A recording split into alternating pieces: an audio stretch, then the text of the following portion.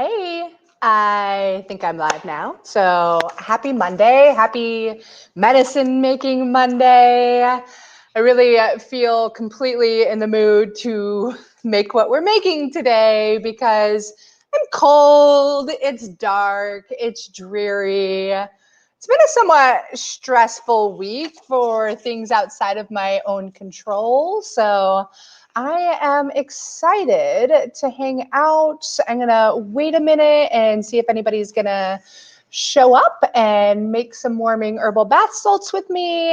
And if not, then I'm going to make them anyways. And I'm going to be happy and cozy about it. So why herbal bath salts? I think there are a lot of reasons why herbal bath salts. You can use them for skincare, for overall general relaxation. You can use them to alleviate sore muscles and body aches and pains. And, if you worked out a bit too hard, which hopefully you've done because you're keeping up with your New Year's trends and such, you might want to make a nice warming herbal bath salt. So I figured I'd talk about some of the ingredients that could go in one. I'll put one together, and you can really get creative with herbal bath salts. It's a pretty basic thing to learn to make, but it can be a lot of fun too. So hopefully you think it's as fun as I do. If I didn't mention it already, it's really great for just soothing the nerves too. And I don't know about you, but there's been an abundance of stress happening in our country. And whether I like to try and turn a blind eye to it, it doesn't always work. Hey, Candy, good to see you. Yeah. A bath can be really, really nice. So we're going to do some baths with sea salts and some other great circulatory stimulants that do a really nice job of warming up the muscles and firing up the body and making you feel a lot better and turning the muscles into jello if need be. So one of the main ingredients that you can use in herbal bath salts is dead sea salts. So I do have a bunch of them. I got these ones from Mountain Rose Herbs. It's nothing fascinating. It's a big bag of salts, but they're filled with all kinds of great minerals for your body. These can be really, really, I prefer the dead sea salts for skincare situations, but since I don't envision myself talking about a lot of bath salts on this platform, I'll go ahead and dive deep, even though we're doing warming herbal bath salts. You can get a lot of relief and soothe your joints and your muscles because it's really rich in sodium with the dead sea salts, and those are going to have a great impact in making that happen. There's also a lot of magnesium, so it's a great way to get magnesium into your body that's not quite as irritating as it would be if you were taking magnesium internally, which can upset the digestive system. It's got lots of calcium and zinc, and it'll just leave your skin feeling refreshed and help slough off dead skin cells, things like that. Another salt that you can get for your warming herbal bath salts, which is my preferred one for this one, because this one's specific for muscle aches and body aches and things like that. But Epsom salts. How many of you out there have had Epsom salts baths? Hopefully a lot of you, because they're really, really nice. They help to relieve a lot of the lactic acid buildup that'll happen within your muscles and just release all of that so you can start feeling a lot better and get rid of those sore, achy body parts. Also, if you haven't done an Epsom salt foot bath yet, do yourself a favor and make that happen, because those are also really, really nice. What else is great for Epsom salts? It's just really great for easing inflammation, particularly for somebody who's got lupus or gout or rheumatoid arthritis. It can be really, really nice. It's also a great stress reliever as well, and especially when you pair it with the right herbs. Another great addition is baking soda. This is just the baking soda I have in my cupboard at home. Yep, I use masking tape and Sharpies and jars for my spices and beans and anything else really within my home cupboard. So baking soda is going to be really nice because it's alkalizing. I always have a hard time saying that word. Does anybody else? Because if you do, let me know, and I know I'm not alone. It's also really great if you're dealing with like bee stings and you're trying to get rid of that pain. You can put some baking soda on there to help alleviate the itch and the pain there. It can be really great for other rashes as well, and it does a good job of softening hard water. And then another thing that is nice in your bath salt concoctions is some borax. I get this borax through Mountain Rose Herbs. I can drop a link to it if you want in a little bit. And you can also find it in your grocery store, like near your laundry powders and things like that. So it's super duper easy to find. When you are using your borax, do be careful because it is a very, very fine powder and it can just turn into like a poof of powder that you really don't want to inhale. So maybe just gently scoop it and then pour it into whatever you are creating. So those are the basics, the foundation of making yourself some herbal bath salt. And you can totally, you could do it without the salt. So if you're dealing with sunburn or something like that and you want a nice soothing herbal bath, I would omit the salts because they're just going to dry your skin up more and irritate you more. And we don't want that, right? Don't want that at all. Or if you have like a lot of open sores, things like that, you might want to consider not using the salts. But you could go with the baking soda. You could go with milk. You could go with honey. You can add a little bit of jojoba or almond oils or sunflower oils just to give your skin some more moisturization and hydration and help repair the skin a bit faster. And then, I like sunflower oil in there also. You don't want to do too much because otherwise your bathtub is just going to be coated in oil. And then you're like, uh-oh. Next time you go to take a shower or something, you're just going to slip slide in a way. And that's not going to be good. I wish I would have known I was going to say that because I would have sang that in much more tune than I just did. I would have gone slip sliding away instead. So, but there's always recovery, right? Today, because I want to make a very warming herbal bath, I figured we would come together on I'm going to make a concoction. I've got a bowl to mix in. I've got some measuring cups to measure, and I've got a tablespoon. It's nice to have like a muslin cloth bag, or even a sock can be really beneficial to help you so you're not just having herbs strewn about your bath, which there could be worse things, I promise, because it's really pretty. That's a nice way to go. You could take a clean sock, you can put it in there, and you can like rub all of that bath all over you and feel really, really nice and luxurious. I like to add, if I'm going for like a good skin bath and I really want to moisturize and hydrate, one of the things that I love, love, love to add is seaweed, particularly bladderwrack, because it is just, it's so emollient and it kind of turns slimy, but it'll make your skin the softest you have ever imagined. But that's skin. We're talking about sore muscles and body aches and pains and the cold of the winter. And, it's pretty stressful times these days with what's going on in our country. And oftentimes we can carry that stress in our muscles. So let's help alleviate it. We're going to start with some of the Epsom salts. And I have a little recipe that I did write down. I'm going to do a cup of the Epsom salts. If all you have is Dead Sea salts, that's great too. I'll probably do a half cup of the Dead Sea salts. This is totally one of those programs where you can just get creative and put a little bit of this and a little bit of that. And that's kind of my mission, is to help inspire you to just be like, oh, you mean I can go free and wild and just try things out and, play with it, learn what works for you and what doesn't work for you. Really learn what doesn't work for you, because when it doesn't work, just listen.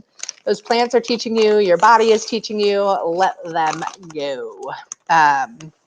and bring in more of the great stuff. So I've got a cup of Epsom salts in there. I'm going to do a half cup of the dead sea salts because why not? Get a little bit more mineral-rich nourishment in there, right? Have you guys ever made your own bath salts? If you have, let me know what you put in yours because, again, there's a whole host of ways to get creative and have a good time with it. But I did a half cup of the dead sea salts. What I find with dead sea salts is that they're a little bit stickier than the Epsom salts. So if you're looking to like make these and sell them at a market or something cool like that, just be cautious. They get sticky inside of the jar and then they can kind of like sink down and compress down and make it really hard to get the sea salts out at a later time. I'm going with borax because I don't cook with borax. I've got a lot of borax on hand. I don't have a lot of baking soda on hand. And they both do the same effect of really helping to soften hard water and things like that. It's going to also help soften your skin. So actually, I didn't even put my full recipe. Let me grab that real quick. Un momento. I think I cut it off in the end. Yeah, I'm going to do a half cup of the borax, and that will be lovely. One moment. I'm also going to be adding ginger, and I am going to be adding some mustard powder into here. And when I start touching those, it'll be easier for me to talk about them to you. So it's coming up here in just a sec. It's so funny doing like live herbal cooking shows almost. It's really hard because I don't have like a professional camera crew or anything. It's just me hanging out in my shop with Tanya next to me sometimes, and that's really helpful. But you can't like see all of the things that I'm doing, which is kind of a bummer, and I apologize. But here you can see a big bowl of salts and borax. If that's exciting, I don't know. But now I'm going to do a half cup of ginger. And ginger is a really, really great circulatory stimulant. It's fantastically warming from the inside out. And it's a great addition to a sore muscle bath soak. Again, remember, if you don't want to do it with the salts, that's totally fine. You can do some baking soda. You can do a little borax. You could do some milk or honey with ginger and mustard powder and get some fantastic benefits. But because I want this to be very warming and very soothing for the muscles, I did a half cup of ginger powder, which is quite a lot. And totally worth it. It smells really good. Do you want to smell this? If you can't smell it, I have Tanya next to me. I wish we could do smell-o-vision. It would be so, so nice. And then I thought I had more mustard powder, but I don't. This is all I have. Mustard is a really nice helper too for sore muscles and body aches and pains and joint pains as well. It kind of provides like an irritant basically, and it gets the blood flowing to that area if you create a plaster with mustard.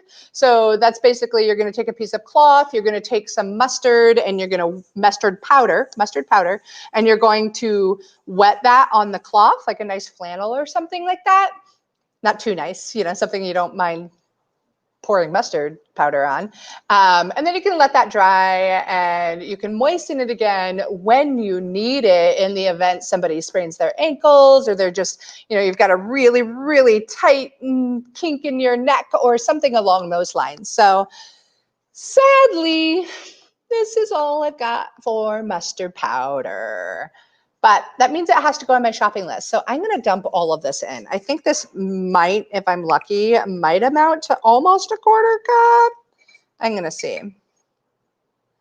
Oh, yeah, pretty much a quarter cup spot on. How's that for measuring for a life? Can you tell I've used measuring cups a lot, and not just in cooking, just in herbal formulations and playing and things like that. That is that. I am going to blend this concoction of stuff together. I'm also going to put some orange peel in there. Orange peel can be really nice in your baths for quite a few reasons. You can use it to help exfoliate your skin if you want. It's got this uplifting yet gently calming property to it that can bring about a little bit of happiness, help alleviate anxiety, and it smells freaking great. And ginger and orange together is a combination that I absolutely love. Hopefully you love it too, because it's happening in this here blend that we are creating. So I am going to I'm going to do about another, I'm going to play with a quarter cup to start of the orange peel. I get bitter orange peel through Mountain Rose and a few other sources occasionally as well, which is cool. Jeremy Woolman, how awesome to see you. My homecoming date in like 8th grade. So a little bit of orange peel in there just to uplift the spirits and give a little texture to these salts and take away all the heat. It's not just purely heat all over the place, which is pretty groovy in my eyes. So yeah, blending all of that stuff together. It's now really quite lovely in there. Can you see? I need like a whole camera crew to really see all this stuff proper. Then I'm going to add some essential oils. I am going to do a little bit of ginger essential oil. Of course, I only purchase organic essential oils because they are the jam. And I'm going to do 10 drops of ginger essential oil because I do know that it's hot and I don't want to run the risk of being excessively hot and irritating to the skin and even potentially burning the skin, especially with an essential oil. So 1, 2, 3, 4, 5, 6, 7, 8, 9, 10, 11, 12. Whoops, did I do that? I'm definitely a person of excess, and it's hard for me to stick to these tiny, tiny little drops, but I do know the really great importance of it. So now I'm going to add some orange essential oil also for that uplifting properties to give a little boost to the spirit and to the soul and help calm some anxiety and also to blend in with the bitter orange peel. And like, I don't know about you, but I love the scent of orange. So I'm going to do 1, 2, 3, 4, 5, 6, 7, 8, 9, 10, 11, 12, 13, 14, 15 drops of that stuff in there. And then I'm going to mix it up. And now I have a huge bunch of herbal bath salts that are going to be really, really nice to help alleviate any sore muscles and body aches and pains and that kind of stuff. So again, this is something, I said this in the beginning, you want to put it like in a nice clean sock or a cotton muslin bag or something along those lines. You can rub it on the sore body parts that way. This one's so fine. You could also let it just go into the bathtub straight and dissolve on its own. Do use some kind of strainer so that your herbs are not getting caught into your drain and causing a big old backup, because that's super unfun. Hey, Carrie, glad you made it. You too, Kirsten. Yay. Yeah, it does smell amazing for sure, Kirsten. It's really nice. Tanya, you want to smell? It smells really spicy, which is good. That's what's going to get all that circulation, the blood flowing. And I think Tanya is a little bummed because she doesn't have a bath at her house. And if she did, Flavio, so great to see you. What an honor. Flavio is on Instagram with me right now. So I'm in all kinds of places, Facebook, YouTube, Instagram, yay, technology. And Flavio was one of our foreign exchange students from Chile. So it's so beautiful to see you here. Back when I was just a wee young one, like 30 years ago. Crazy. Crazy that I can say anything was 30 years ago. So that's that. That is how I make some nice warming herbal bath salts to soothe your body aches and pains. But this is where you get creative. Let's talk about actually like playing and having lots of fun. You can use those Dead Sea salts. You can use those Epsom salts. You can use the borax. You can use the baking soda to soften the water and soften the skin even. You can add milk. You can add various fats to like provide moisture to the skin and hydration and that feeling of luxury, and so many other herbs and essential oils. Some that I love to make herbal baths with are chamomile, because it just creates this incredible dose of peace in a bathtub. Roses are really nice and luxurious. Lavender, of course, is going to bring even more of a sense of peace to your bathtub. You can go out into the forest. You could grab some pine needles. You could get some juniper berries. You could get some sage out of your garden or use rosemary.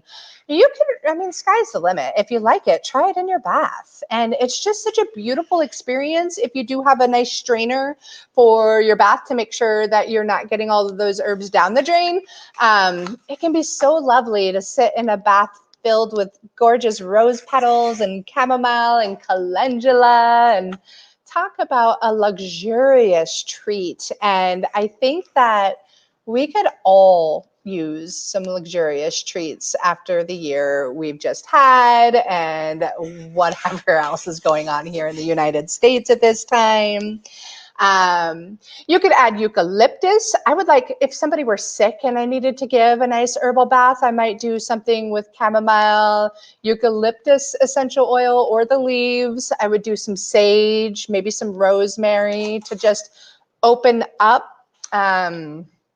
and relieve some congestion in the chest and the nasal passages, things like that. So that's a really good idea. Yeah, you're basically taking a bath in a cup of tea, Carrie. That's totally right and awesome. You could do cedar, like go out and get some cedar sprigs. There is like an abundance of great medicine growing around you wherever you might be. If it's very aromatic, it's likely that it's going to be something really amazing to toss in your bath. Though please do use caution, because there are poisonous plants and things out there that could kill you. So proper plant ID is a really, really important piece of the game if you're just going to go out and harvest your bathing agents and friends, shall we call them that? Let's see. Ooh, another one that would be nice in a bath right about now. Like, I would like to do a bath right now with lemon balm and orange and lavender and roses and chamomile. That would be heavenly, because you'd have that lemon orange scent just like lifting you up. Lemon balm is one of my favorite herbs to use for a whole host of reasons, but one of them is because she's known as nature's sunshine, and she's known to uplift spirits, and she's really helpful if people are dealing with seasonal affective disorder or something along those lines, or dealing with depression. So lemon balm could be a fantastic addition. And if you've ever smelled lemon balm, it definitely smells so lemony, fresh, and delightful. And as simple as it is to make these bath salts, I know it's so basic, but it's really, really powerful herbal medicine. Like, why not treat yourself, right? It's so lovely. It's so simple. And so much of a lot, I mean, herbalism is really complex, I'm not gonna lie. But you can do so many little simple things like this, and that's part of the beauty. And you can get really creative, which is what I love to do. And if anybody wants any of these herbal bath salts, shoot me a message, because my bath is so tiny. There's no way I'm gonna use all of this. You can shoot me a message and, you know, toss me a couple dollars or something, and I will ship them to you, no problem. And hopefully you really get to utilize the benefits of that warming, awesome, soothing bath salt experience. Yeah, so I think later this week I'm going live. We are going to be talking about using the ginger for digestive issues, a whole host of them. And that should be a good one. That is on Thursday, I believe, at 3 o'clock. And then in February, I'm hosting a much more detailed workshop all about leaky gut and how you can use herbs to help repair leaky gut and the damage going on with the inside. So that's happening in February. If you want to know more about that, I'll be posting more about that. But you can message me and I will shoot you a link on that. It's going to be really great because I'm going to teach you a lot about exactly what leaky gut is. I think it's a big buzzword and people don't quite comprehend what's going on with their bodies and how that happens. So I want to share that with you and then talk about how you can utilize herbs to make it a bit more better. So that's happening. And then next week, I think we're talking about golden milk. We're going to make some yummy, yummy golden milk, which also happens to be great for the tummy and have a lot of wonderful anti-inflammatory properties to it. And it's one of my favorite things for the taste buds, which is absolutely, I don't know, I just love it, especially during this time of year. Yeah, a lot more stuff coming on.